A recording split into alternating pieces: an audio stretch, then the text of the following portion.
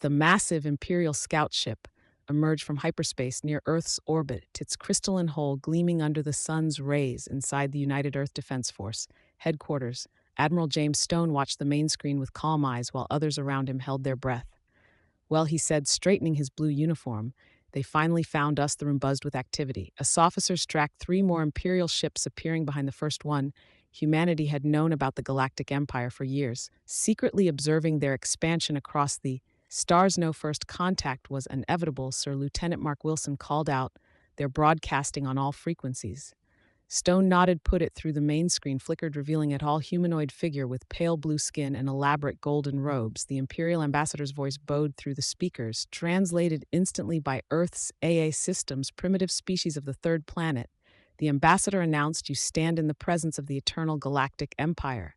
Your world is now under our protection. Submit and you shall be granted the privilege. G. Sofa Protectorate State. Stone exchanged glances with his second in command, Captain Lissa Black. They had expressed the Empire always followed the same pattern: find a new world, demand submission, and add it to their collection of conquered planets. This is Admiral James Stone of the United Earth Defense Force. Here responded, keeping his voice steady. We welcome peaceful contact with the Empire, but we must decline your offer of protection. Earth is an independent world. The ambassador's expression shifted to one of amusement. You decline, perhaps you don't done. Understand your situation. Ours can show your civilization fairly has space travel. Your ships still use chemical propulsion. Your weapons are based on primitive projectiles. Stoned forward, Ambassador, with all due respect, I strongly advise you to reconsider. We've studied your empire's history. You've never encountered humans before. You don't understand what that means. Are you threatening the empire? Admiral, the ambassador's voice carried a hint of disbelief. Stone replied, I'm trying to warn you, humanity has a long history that you should know about. Before making any decisions, the ambassador laughed, the sound echoing through the command center. Warn us, your species still fights with metal projectiles and chemical explosives. What could you possibly teach the Empire about warfare?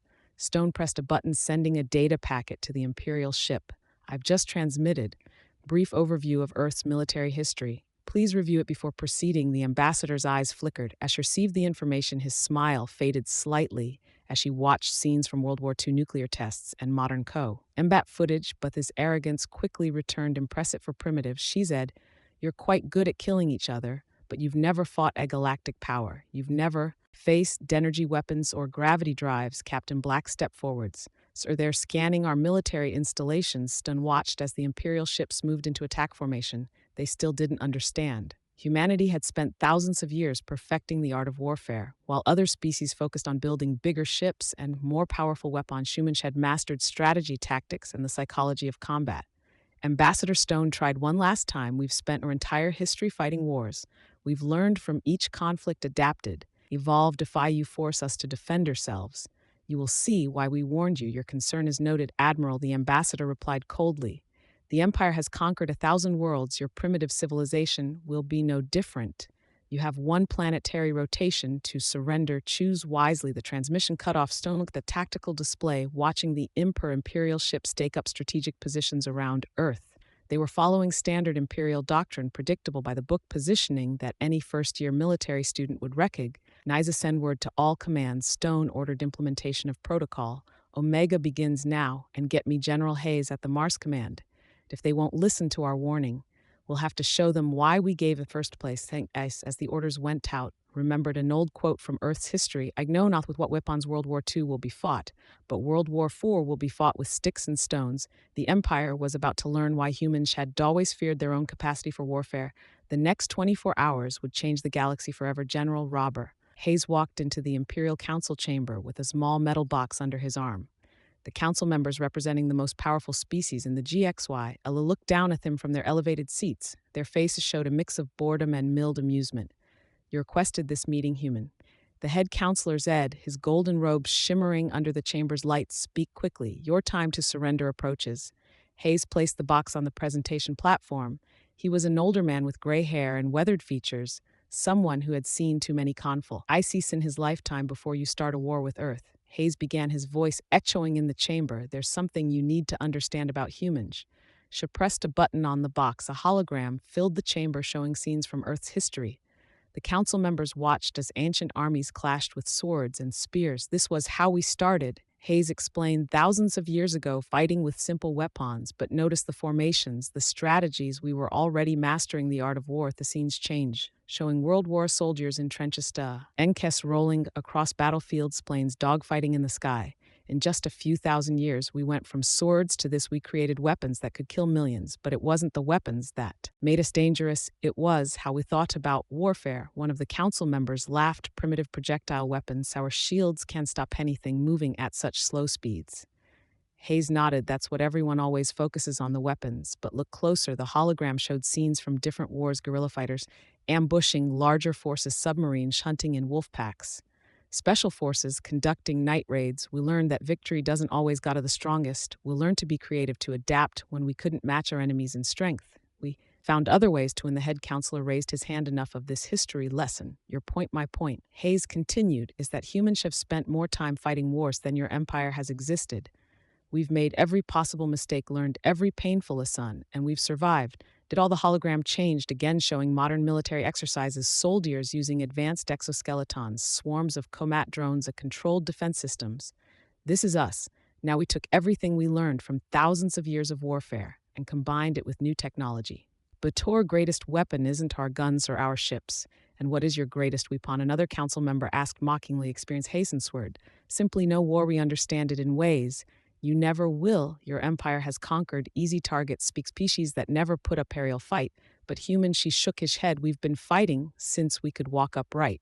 The head counselor stood up, his patience wearing thin. You dare to suggest that your primitive species could stand against the might of the empire? Hayes picked up his box and turned to leave at the church. Amberdor has stopped and looked back. We're not suggesting anything. We're warning you. Every human child learns about where in school. School or entertainment is filled with stories of conflict. Our greatest technological advances came from trying to find better ways to fight. We dream about war plan for it, prepare for it, not because we want it, because we know it's always a possibility. He pulled out a small data chip and placed it in a nearby tablet. This contains detailed information about Earth's military capabilities, real ones, not what your scans showed. You've been hiding our true strength for years, watching your empire.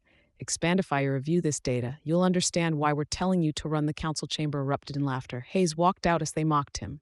But he wasn't surprised. The empire, like so many powerful civilizations from Earth's history, couldn't imagine being defeated by what they saw as inferior beings back on his ship. Hayes contacted Admiral Stone. They didn't listen. He says his voice came through clear and resigned. They never do. Initiate phase 2. Let's show them why humans done. Make empty threats. As Hayes gave the order, Cher remembered an old military saying, the most dangerous enemy is the one who knows they can lose. The Empire was about to learn this lesson the hard way. The Imperial fleet appeared above Mars colony, exactly as Earth's military leaders predicted. 12 massive warships, their golden hulls reflecting the dim sunlight, moved into attack formation. The colony appeared defenseless, just a collection of domes and research stations scattered across the red planet's surface, right on schedule. Admiral Stone muttered, watching from his command ship hidden behind Mars' largest moon. Phobos status report. Imperial ships are broadcasting surrender demands. Lieutenant Wilson reported their shields are up, but they're not expecting any resistance. Just like you said, Sir. Stone allowed himself a small smile. The Empire had fallen for the oldest trick in the book, thinking what they saw was all there was to send the signal to Mars Defense Command. Stone ordered, let's show them what a primitive human colony can do. Below on Mars, hidden doors slid open in the rocky surface. What the Empire had dismissed as simple research stations were actually covering massive military installations. Elan batteries submerged from underground bunkers, their long barrels pointing skyward. The Imperial commander's voice bowed across all channels. This is your final warning. Surrender now, or the message cut off. Asked. The first rail gunfire, depleted uranium round accelerated to near light speed, struck the lead Imperial shields. The primitive projectile, carrying more kinetic energy than a small nuclear blast, shattered the energy barrier like glass. Impossible. The Imperial commander voice crackled through the comms. Their weapons are just metal projectile.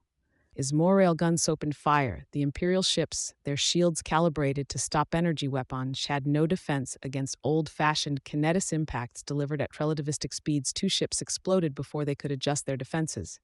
Stone watched the chaos unfold. Launch fighters, quadrons execute pattern delta from behind Phobos. Hundreds of small craft emerged. They weren't the sleek energy-powered ships the Empire used.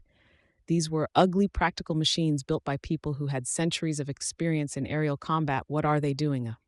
An Imperial officer asked as the human fighters split into groups of three. Their formation makes no sense, but it made perfect sense to any human pilot. It was the same technique fighter pilots had used since World War. A Tiwu fighter's covering while one attacked the Empire had never seen such tactics because they'd never fought enemy that had spent centuries perfecting the art of dogfighting. The human fighters swarmed the Imperial ships, attacking from multiple angles. Their pilots used maneuvers developed over hundreds of years of aerial warfare adapted or space combat. The Empire's fighters, trained to fight in organized lines, couldn't match their unpredictable movements. Sir Captain Black reported to Stone the enemy is trying to regroup. They're following standard Imperial doctrine. Stone nodded, and that's their biggest mistake. Launch the drones, thousands of small automated drones deployed from hidden base on Mars' surface. Unlike traditional space weapons, these were based on Earth's missile technology. Simple, expendable, and absolutely deadly in large numbers.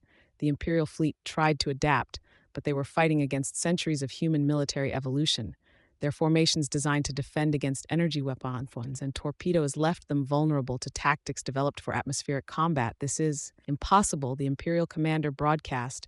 You're supposed to be primiwatry to warn you. Stone replied calmly, humans have been killing each other for thousands of years.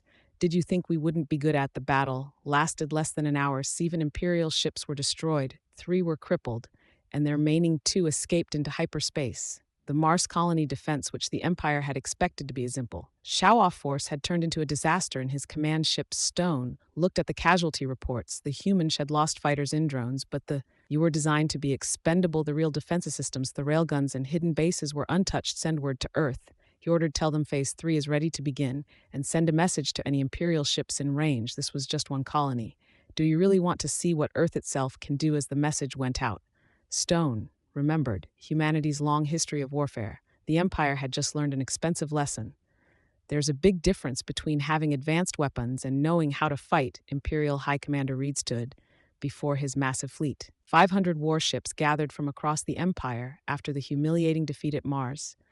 The Empire had deployed its main battle force. The ships filled space around Earth's moon, their golden holes forming a wall of metal and energy. This time, Reed announced to his officers, we will crush these primitives with overwhelming force on Earth. Admiral Stone and General Hayes watched the Imperial fleet's arrival from their underground command center deep beneath the Rocky Mountains. The room was quiet, except for the soft peeping of computers and communication and systems. They brought exactly the number of ships we expected, said, studying the tactical display. They really don't learn. Stone shook his head. They've never needed to learn until now. He pressed a button on his command console. All units execute Operation Trojan across Earth's surface. And throughout the solar system, hidden weapons platforms came to life. But these weren't the railguns that had surprised the Empire at Mars. These were humanity's real weapons, the ones they had kept secret for decades. Sir Lieutenant Wilson called out the enemy fleet, spowering up their main weapons. They're targeting major cities, let them come closer. Stone ordered, wait for my signal. The Imperial fleet moved forward in perfect formation, exactly as their military doctrine demanded. Their sensors showed Earth's defensive satellites and orbital platforms, but these looked primitive compared to Imperial technology. High Commander Reed smiled as his fleet came into firing range. Begin the attack. Show these humans what real power looks like. The first wave of Imperial ships fired their energy weapons, but something strange happened. Their targeting systems suddenly showed thousands of new contacts appearing from nowhere. What's happening? Reed demanded, where did these signals come from? On Earthstone gave the order they'd been waiting to give. Activate the AI defense network. Authorization code. Turing's revenge. Humanity's greatest secret weapon wasn't a new gun or bomb. It was the AI systems they had spent centuries developing. While the Empire relied on basic computer systems, humans had created true artificial intelligence taught by centuries of military strategy and tactics. The AI took control of Earth's defenses.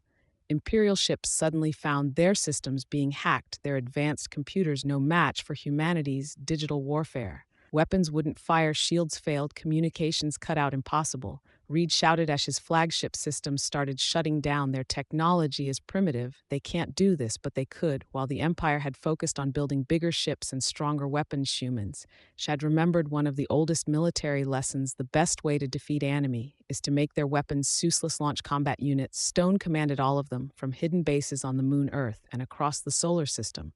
Humanity's real fleet emerged. These ships weren't the clue Messiah vessels the Empire had seen before. They were the products of centuries of warfare knowledge combined with reversed engineered alien technology. Sir Captain Black reported the enemy fleet is in chaos. Their formation is breaking stone. Nod, they don't know what to do. When their doctrine fails, begin phase 2 of the attack. Human ships struck from multiple directions, using tactics developed from thousands of years of naval warfare. They attacked in wolf packs like submarine groups from World War II, used hit-and-run tactics like ancient horse archers and Lloyd electronic warfare that traced its roots back to World War II radio deception. Reed waste and horror. Ash's perfect formation collapsed. A third of his fleet was disabled by AI attacks. Another third was destroyed or heavily damaged by human ships that seemed to appear from nowhere and everywhere. His remaining ships were trapped in a tactical nightmare fighting enemy that didn't follow any rules they understood full.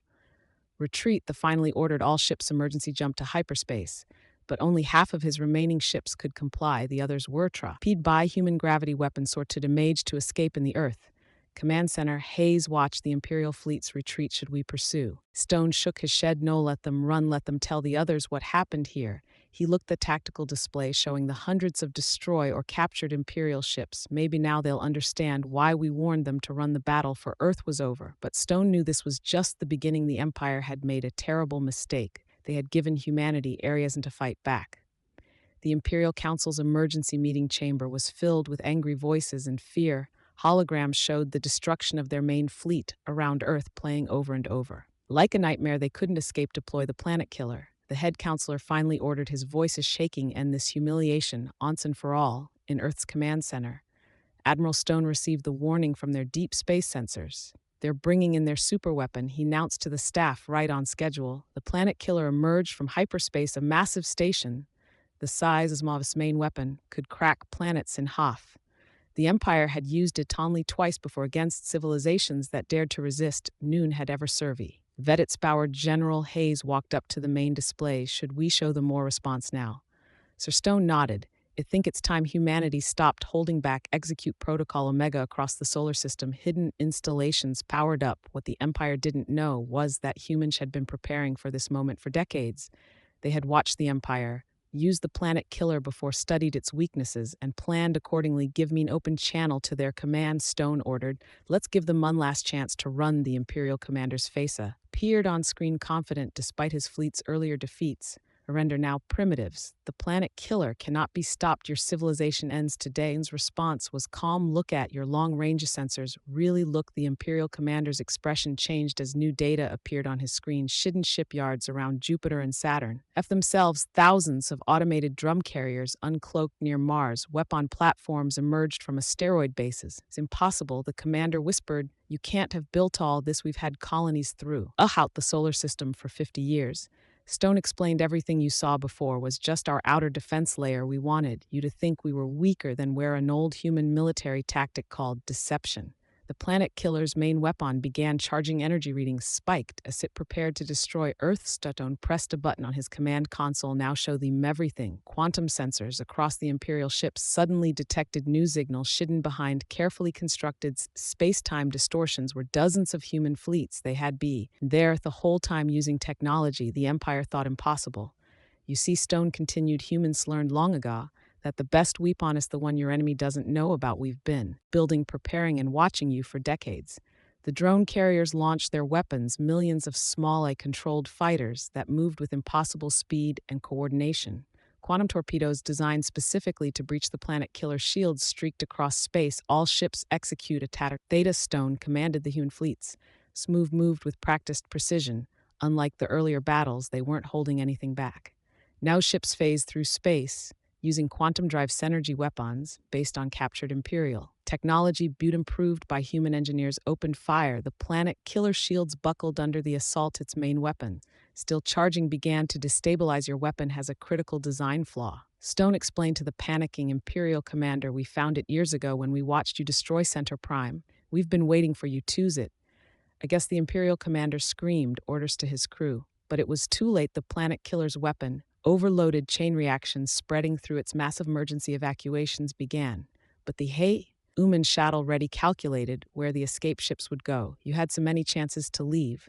Stone said quietly. We warned you, we showed you our history, we told you what would happen, but you just wouldn't listen. The planet killer exploded, the blast momentarily outshining the sun. When the light faded, the mighty superweapon was gone along with most of its support. Fleet in the command center, Hay turned to Stone. That'll change things.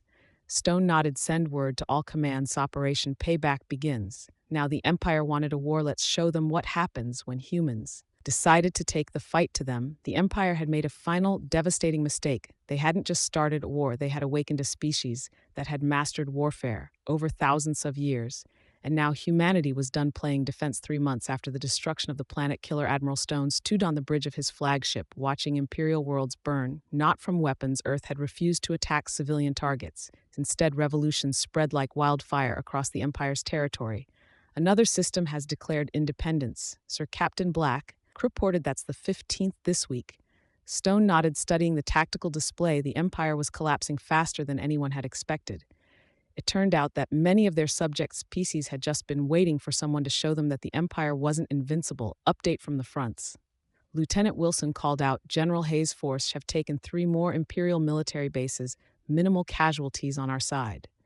The Empire's troops are deserting in large numbers. Earth's strategy had been simple but effective. They didn't need to conquer the Emp. They just had to break its power. Centuries of human history had taught them that event the might yes empires could fall if you hit them in the right places. Message from Imperial Command, Wilson announced. They're begging for a ceasefire. The bridge crew fell silent. After decades of arrogance, after refusing multiple warnings, the Empire was finally learning why humans had tried to warn them. War put them through. Stone ordered main screen. The Imperial High Commander appeared, his golden robes now wrinkled and stained behind him. Alarms flashed, and officers ran in panic. Please, the commander said, his voice hoarse, you have to stop this. We'll give you anything you want. Stone leaned forward in his command chair. We tried to stop this before it began. We warned you multiple times, but you wouldn't listen. We didn't understand, the commander admitted. We thought your warnings were just primitive bravado. We never imagined that's your problem. Stone interrupted. You never imagined. You never had to. Your empire grew by conquering weaker species. You forgot that somewhere out there, you might find someone stronger. On the tactical display, more systems sterned from Imperial red to neutral green fleets moved with precision through former Imperial space, dismantling military installations but leaving civilian infrastructure untouched. Your forces, the commander struggled. They don't attack cities, they don't bomb planets even. Now you show mercy. Why? Because we're members, Stone explained. Every human learns about the horrors of total war. We know what happens when you let conflict consume everything. That's why we warned you wouldn't want this war. We just wanted you to leave us alone. General Hayes' voice came through on a secondary channel. Admiral, we've secured their main shipyards. Their ability to build warships this is now complete. Ill neutralized. The Imperial commander watched helplessly as reports of more defeats poured in. The Empire's rigid military doctrine, unchanged for centuries, had no answer for human tactics. Each battle brought new surprises, new strategies that Imperial forces couldn't counter. What do you want? The commander finally asked. Tell us how to end this. Stone stood up, his voice firm, but not cruel. Unconditional surrender of all Imperial military forces, freedom for all conquered worlds to choose their own path, and one more thing, what your empire will write down ever. Ye thing that happened here, how you ignored our warnings, show your arrogance led to your defeat. Future generations need to understand why it's important to listen when someone tries to prevent a war. The commander nodded slowly. Defeat, and then you'll stop, then we'll help you rebuild. Stone replied, not as an empire, but a sequel. Humans remember our own history. Punishing the defeated too harshly only leads to more war. As the transmission ended, Captain Black turned to Stone. Sir, was this inevitable from the moment they found Earthstone? Look, the tactical display. You where human ships now guarded formerly Imperial worlds. Not they had a choice. We gave them every chance to walk away. They chose war instead. He paused, watching as another Imperial fleet surrendered without fighting. Let this be a lesson to the galaxy. Stone said quietly. Humans don't want war. We're good at it because we've had to be. But we'll always try to warn you first. Don't make us show you why. 1 year after the Empire's surrender, the newly built Galactic Council chamber on Marsh hosted representatives from 100 worlds. The massive room with its high crystal dome showing the stars above symbolized the changes that had transformed the galaxy. Admiral Stone, now serving as Earth's representative, watched his former Imperial worlds and newly freed species took their seats. General Hayes stood beside him, both men now wearing the simple blue uniforms of the new Galactic Federation. Hard to believe it's been only a year. Hayes said quietly, the galaxy is completely different. Stone nodded. Amazing what happens when you let people choose their own path. The last year had seen remarkable changes without the Empire's oppression. Many worlds had revealed hidden talents and technologies. Some were great builders, others were natural diplomats, and a few had scientific insights that even humans found impressive. The four Marehead Counselor of the Empire, now just a regular representative, approached Stone. His golden robes have been replaced by simple civilian clothes. Admiral, he said, looking much older than before, the new training program is ready for your review. Stone activated at able, treading through the document. It was titled First Contact Protocols, the Earthless, when every military academy and diplomatic school in former Imperial space would now teach about how the Empire's greatest defeat came from ignoring the simple warning. Goodstone approved. Everyone needs to understand what happened and why the chamber grew quiet as Captain Black, now commander of the Federation's peacekeeping fleet, took the podium. Behind her, a large screen showed images from the war, but not of battles. Instead, it's how the warnings, the attempts at peace, and the final mercy shown to defeated enemies. 1 year ago, she began. The galaxy changed, not because of who won or lost a war, but because we'll learn something important. The Empire thought strength meant having the biggest ships and most powerful weapons. They were wrong. The screen showed Earth's story, ancient battles, world wars, and finally the long peace that came from understanding war's true cost. Real strength, Black continued, comes from wisdom, from knowing when not to fight, from trying to prevent wars instead of winning them. Earth tried to warn the Empire because humans remembered their own violent past. They didn't want to repeat it. Among the stars, Lieutenant Wilson, monitoring communications from his stations, smiled as she received reports from across the galaxy. Former Imperial worlds were thriving under self-governance. Trader routes were boo. Searth and ever old enemies were becoming allies. The Federation isn't built on force, like the Empire was, Black explained. It's built on choice. Every world here chose to join. Every species here has an equal voice. And most importantly, we'll share what we know. Stone watched as representatives from different worlds nodded in agreement. Humans had shared their military knowledge, not to threaten but teach other, show to defend themselves. Former Imperial worlds offered their technology and resources freely, instead of hoarding them. There's an old human saying, Black conclude, the best victory is the one where noon has to fight the Empire. Never understood that, but I think well now as the session ended. Hayes turned to Stone. Think we'll ever have to fight another war like that? Stone looked around the chamber, where former enemies now worked together. As allies, not the galaxy learned its lesson. Besides, he smiled. Everyone knows. Now, if you're thinking about starting a war and humans tell you to run, you should probably listen outside the chamber's windows. Earth shone bright and blue in the distance. Ships from 100 worlds passed peacefully through space, their crews no longer divided by imperial ranks and rules. A group of young alien diplomats stopped to look. A Tenu plaque being installed in the chamber's entrance, it treating memory of all who fought and felling needless wars. May we honor them by heeding warnings that could prevent the next one. The former empire had wanted to rule the galaxy through force. Instead, they had united it by giving everyone on to work together. And it all started because they didn't listen when humans tried to warn them.